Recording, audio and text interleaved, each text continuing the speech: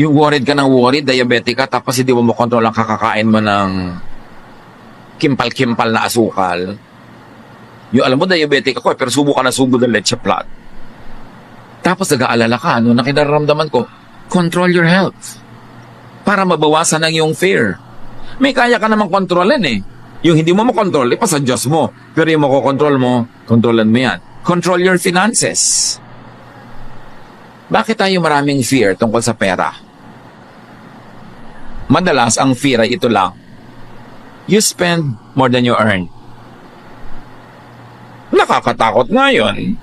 Kasi sasabog sa mukha mo one day na may utang ka na pala, lubog ka na pala sa utang, o wala ka na pala gagastusin, o napahamak ka na because you're spending more than you're earning. Control your career. Natatakot ka na hindi ka umasenso, hindi ka ma-promote. Kontrolin mo yan. Dagdagan mo asset mo.